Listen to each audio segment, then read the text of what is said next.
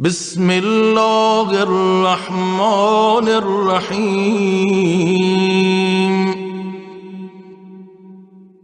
اللهم اجعل لي فيه نصيبا من رحمتك الواسعة،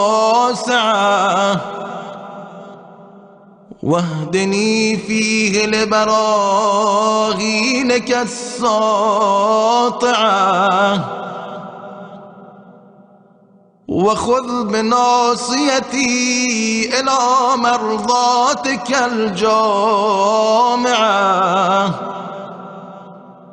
بمحبتك يا أمل المشتاقين.